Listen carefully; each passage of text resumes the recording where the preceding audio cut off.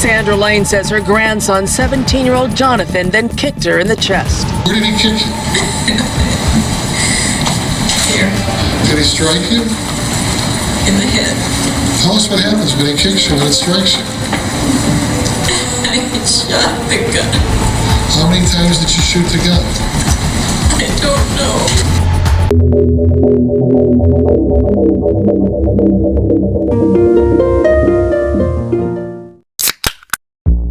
Hello everyone, welcome back to channel Weekly Crime Stories yang akan membahas kisah-kisah kriminal nyata yang penuh misteri. Bagi kalian yang menyukai kisah kriminal penuh misteri, jangan lupa klik tombol lonceng di bawah, subscribe channel ini agar kalian tidak terlewat kisah yang penuh misteri berikutnya.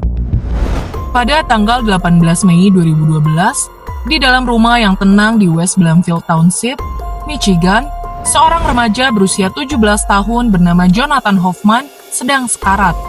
Saat ia dengan panik menelpon 911, suaranya terdengar lemah dan penuh ketakutan. "Nenek saya menembak saya akan mati," ujarnya. Dengan napas tersenggal-senggal, suaranya terputus oleh suara tembakan. "Tolong saya ditembak lagi," pintanya dengan putus asa. Ketika polisi tiba, suara tembakan masih terdengar. Mereka segera masuk ke dalam rumah dan menyuruh si penembak untuk meletakkan senjatanya. Berdiri di depan mereka adalah seorang wanita tua berusia 74 tahun bernama Sandra Lane. "Saya membunuh cucu saya." Dia langsung mengakui dengan tenang. Kata-katanya menggantung di udara. Jonathan ditemukan tergeletak telungkup, hanya memakai celana pendek dan kaos kaki. Tubuhnya penuh dengan luka tembak. Dia masih hidup, tapi sekarat. Meskipun dibawa ke rumah sakit, nyawanya tidak bisa diselamatkan. Apa yang sebenarnya terjadi di rumah yang terlihat biasa ini? Cerita segera terungkap.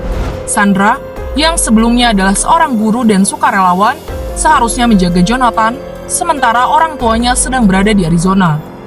Ibunya, Jennifer Hoffman, tidak pernah berpikir dua kali untuk meninggalkan anaknya dalam perawatan neneknya.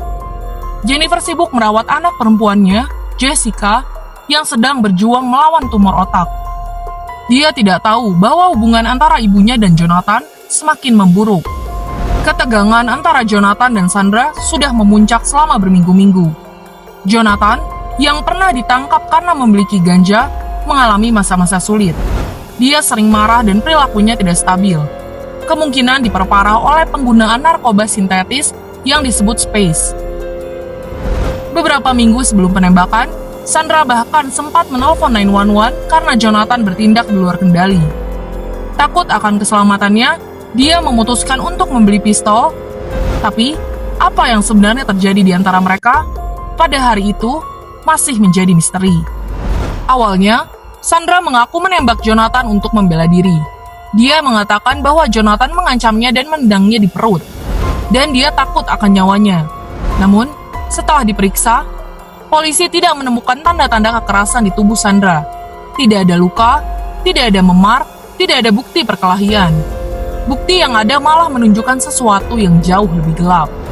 Dari hasil investigasi, ditemukan bahwa rumah tersebut dipenuhi dengan darah, dengan 10 selongsong peluru tersebar di beberapa ruangan.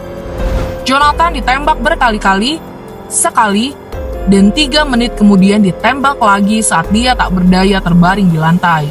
Saat diinterogasi, Sandra memberikan pernyataan yang membingungkan. Dia mengklaim bahwa dia mencintai Jonathan dan tidak bermaksud melukainya. "Aku akan ambilkan air," ujarnya, kepada Jonathan yang sedang sekarat. Apakah ini tindakan nenek yang menyesal atau usaha untuk menutupi kejahatannya? Jennifer Hoffman, ibu Jonathan, memiliki pandangan yang berbeda tentang ibunya. Menurutnya, Sandra adalah sosok yang suka bertengkar, mengontrol, dan kadang-kadang melakukan kekerasan. Hubungan antara mereka selalu tegang, namun menjadi lebih buruk setelah ayah Jennifer meninggalkan keluarga. Meski begitu, Jennifer mengakui bahwa meskipun hubungan mereka bermasalah, anak-anaknya sangat mencintai Sandra dan tidak pernah menyangka neneknya bisa bertindak begitu kejam. Seiring berjalannya kasus ini, fakta-fakta tentang hubungan rumit keluarga ini mulai terbongkar. Di satu sisi, ada Jonathan, remaja yang bermasalah, sering marah, dan bereksperimen dengan narkoba. Tapi di sisi lain, ada Sandra, nenek yang ketakutan akan keselamatannya tapi tindakannya tampak lebih dari sekedar membela diri. Pihak jaksa fokus pada garis waktu kejadian, terutama 3 menit antara penembakan pertama dan kedua. Pada saat itu, Sandra punya cukup waktu untuk meminta bantuan atau berhenti sejenak untuk berpikir. Tapi sebaliknya, dia malah menembak Jonathan lagi, memastikan kematiannya. Tim pembela Sandra mencoba menggambarkan Jonathan sebagai remaja yang berbahaya, sering kehilangan kendali karena pengaruh narkoba.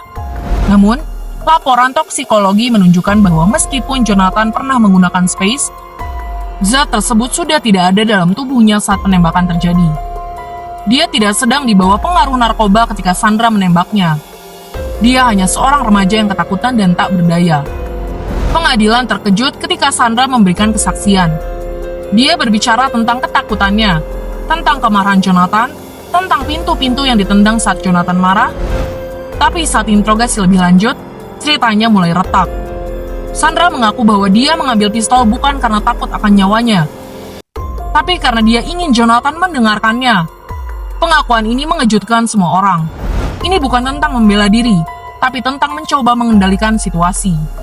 Bagi Jennifer Hoffman, persidangan ini adalah pengalaman yang sangat menyakitkan. Dia telah kehilangan putranya, dan sekarang dia menyaksikan sifat asli ibunya terungkap. Nenek yang dia percayai untuk merawat anak-anaknya ternyata adalah seorang pembunuh. Pada bulan Maret tahun 2013, juri memutuskan bahwa Sandra Lane bersalah atas pembunuhan tingkat 2. Dia dijatuhi hukuman minimal 20 tahun penjara. Usianya, latar belakangnya sebagai mantan guru, dan kerja sukarelawannya tidak lagi penting. Di mata juri, Sandra bukan lagi nenek tua yang rapuh, tapi seorang pembunuh berdarah dingin yang telah mengambil nyawa cucunya sendiri. Saat Sandra Lane dibawa keluar dari ruang sidang dengan borgol di tangannya, kebenaran yang mengerikan itu tetap terngiang. Ini adalah tragedi yang lahir dari rasa takut, keinginan untuk mengontrol, dan kehidupan keluarga yang rusak, keluarga yang cintanya telah terkubur oleh kekerasan, menyisakan hanya kepedihan dan kehancuran. Berikut adalah kisah tragis orang nenek membunuh cucunya sendiri karena ketakutan nenek atas nyawanya yang mengurusi cucunya yang mengonsumsi narkoba dan kenakalan yang dibuat cucunya. Tapi, apakah ini hanya sekedar kenakalan?